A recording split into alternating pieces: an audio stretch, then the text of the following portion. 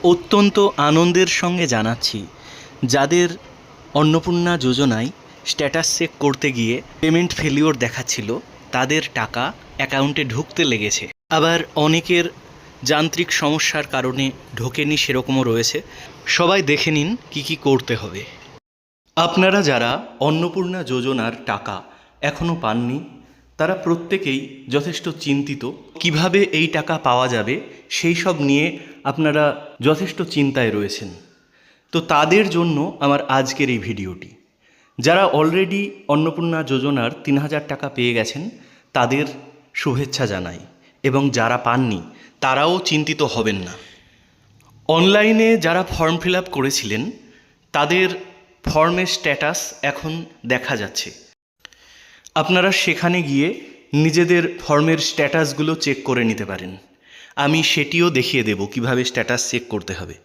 এইবার আমরা সাধারণত দেখতে পাচ্ছি স্ট্যাটাস ৩ রকম দেখাচ্ছে যারা টাকা পাননি। ১ নাম্বার আসছে, এই যে রেড কালারের লেখা রয়েছে অ্যাপ্লিকেশন রিজেক্টেড। তারপর আরেকটি আসছে এই যে অ্যাপ্লিকেশন আন্ডার প্রসেস, এবং আরও একটি আসছে এই যে পেমেন্ট ফেলিওর। এরা কেউই টাকা পাননি। তবে এই পেমেন্ট ফেলিওরের ক্ষেত্রে অনেকের টাকা এখন ঢুকতে লেগেছে। তখন সেন্ড করতে গিয়ে যাদের সার্ভারের প্রবলেম হচ্ছিল, তাদেরগুলো এখন ঢুকে যাচ্ছে। এছাড়া অনেক ক্ষেত্রে দেখা গেছে যারা আগের মাসে টাকা পেয়েছেন, তারা এই মাসে হয়তো টাকা পাননি। আবার অনেকে এরকমও রয়েছেন যারা আগের মাসে টাকা পাননি, তারা আবার এই মাসে টাকা পেয়েছেন। এই সমস্ত কিছু আমি একে একে বুঝিয়ে দেব। চলুন সর্বপ্রথমে আমরা দেখে নিই কীভাবে আমাদের অ্যাপ্লিকেশান স্ট্যাটাস চেক করব। এজন্য শুধুমাত্র আপনার রেজিস্টার্ড মোবাইল নাম্বারটি লাগবে। মানে যে নাম্বার দিয়ে আপনি অ্যাপ্লাই করেছিলেন সেটি রাখুন। সর্বপ্রথমে ক্রোম ব্রাউজার খুলে ফেলুন। ক্রোম ব্রাউজারে গিয়ে সার্চ করুন social registry.wb.government.in। এই লিঙ্কটা আমি ডেসক্রিপশান বক্সে দিয়ে দেব। তারপর এরকম একটি পেজ খুলে যাবে, পশ্চিমবঙ্গ সরকার। সর্বপ্রথমে ডিস্ট্রিক্ট সিলেক্ট করতে হবে। আপনারা নিজেদের ডিস্ট্রিক্ট সিলেক্ট করে নিন, এবং আমার যেরকম নদিয়া। তারপর নিজেদের মোবাইল নাম্বার, মানে রেজিস্টার্ড মোবাইল নাম্বার যেটা রয়েছে, যেটা দিয়ে আপনি খুলেছিলেন, সেটা ক্লিক করুন। তারপর এই ক্যাপচা কোডটা, এটা অ্যাড করে কত হবে লিখতে হবে। এখানে 48 + 16 কত হবে 64, আমি লিখে দিলাম। তারপর রিকোয়েস্ট ওটিপি। এবার আপনার যে ফোনটিতে রেজিস্ট্রেশন করা রয়েছে সেটিতে ওটিপি যাবে। ওটিপি যেতে একটু সময় লাগছে, কিছুক্ষণ অপেক্ষা করুন। এই যে ওটিপি চলে এসেছে, এবার সেই ওটিপিটি এখানে পুট করে দিন। ওটিপি দেওয়ার পর এই যে ভেরিফাই অ্যান্ড কন্টিনিউয়ে ক্লিক করতে হবে। এবার দেখতে পাচ্ছেন এই যে অ্যাপ্লিকেশান ফর্ম যেটা, সেটা খুলে গেল। অ্যাপ্লিকেশান সাবমিটেড, গ্রিন টিক দেওয়া রয়েছে। আমি নাম্বারটি একটু কভার করে রেখেছি। তারপর হেড অফ দ্য ফ্যামিলির নাম, কবে সাবমিশন করা হয়েছে, ডেট অ্যান্ড টাইম। এই যে ডান সাইডে যেটা সবচেয়ে ইম্পর্টেন্ট, এইখানে লেখা রয়েছে পেমেন্ট ফেলিয়ার।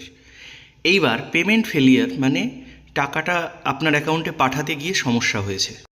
আমাদের জানতে হবে পেমেন্ট ফেলিওর কেন হয়েছে এবং কিভাবে এর থেকে আমরা এটা ঠিক করে টাকাটা পেতে পারি। পেমেন্ট ফেলিওরের কারণ বিভিন্ন হতে পারে।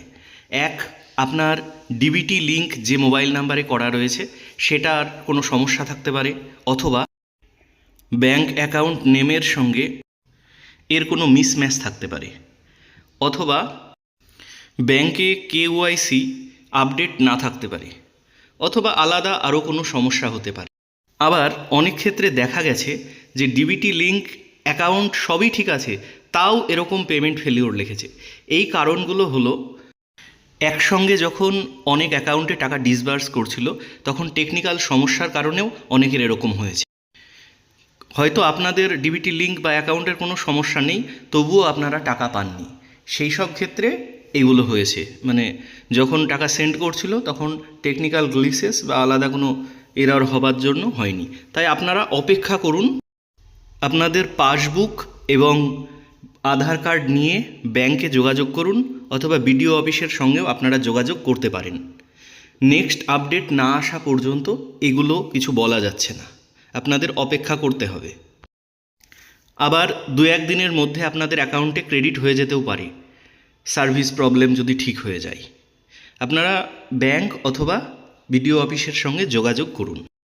তাহলে পেমেন্ট ফেলিওরের কেসটা ক্লিয়ার হলো, বুঝতে পেরেছেন সবাই। এইবার সেকেন্ড কেসে আসি। এবার আসি সেকেন্ড ক্যাটাগরি, অ্যাপ্লিকেশান রিজেক্টেড।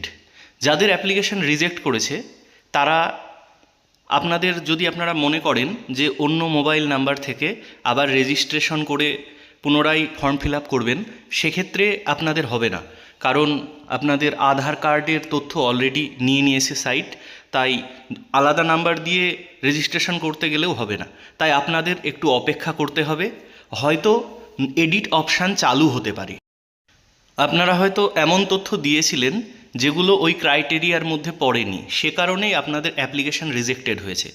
তাই আপনারা অপেক্ষা করুন, নতুন করে ফর্ম ফিল আপ করা যাবে না, আপনাদের অপেক্ষা করতে হবে এবং নতুন আপডেট আসলে আপনারা হয়তো এডিট করতে পারেন, বা নতুন আপডেটে যদি নতুন করে অ্যাপ্লাই করতে বলে তখনই আপনারা করবেন। আমি পরে সেগুলো জানিয়ে দেব। তাই আপনাদের বলছি, আপনারা দুঃখ বা চিন্তা হলেও আপনারা একটু অপেক্ষা করুন। এবার আসি third criteria, application under process. আপনাদের বলবো, আপনাদের চিন্তা করার কারণ নেই, আপনাদের একটু সময় লাগবে। আপনাদের অ্যাপ্লিকেশানের যে পেমেন্ট প্রসেস সেগুলো চলছে, আপনারা কয়েকদিনের মধ্যেই অ্যামাউন্টটা পেয়ে যাবেন। আর যাদের অলরেডি অ্যাপ্রুভড হয়ে গেছে এবং যারা পেয়ে গেছে তাদের তো আমি অভিনন্দন জানাচ্ছি, এবং যারা পাননি তারাও আশা করি পেয়ে যাবেন।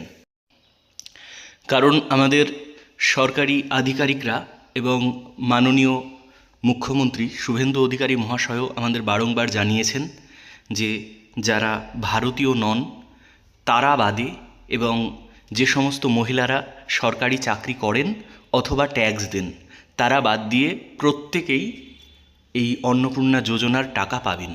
তাই আপনাদের হয়তো খারাপ লাগছে যে আপনারা এখনও পাননি, কিন্তু একটু ধৈর্য ধরে অপেক্ষা করুন এবং ক্যাটাগরি অনুযায়ী আমি যেগুলো বললাম সেই সব ক্ষেত্রে তারা বিডিও অফিস অথবা ব্যাংকের সঙ্গে যোগাযোগ করুন এবং পরবর্তী আপডেট আসা পর্যন্ত অপেক্ষা করুন। আমি আপনাদের নেক্সট আপডেট কী আসছে সমস্ত কিছু জানিয়ে দেব। তাই ভিডিওটি ভালো লাগলে অবশ্যই লাইক কমেন্ট করে দেবেন এবং এরকম আরও গুরুত্বপূর্ণ তথ্য ও আপডেট পাবার জন্য চ্যানেলটি সাবস্ক্রাইব করে দেবেন। আজকের মতো গুড বাই, দেখা হচ্ছে পরবর্তী ভিডিওতে। ধন্যবাদ সকলকে।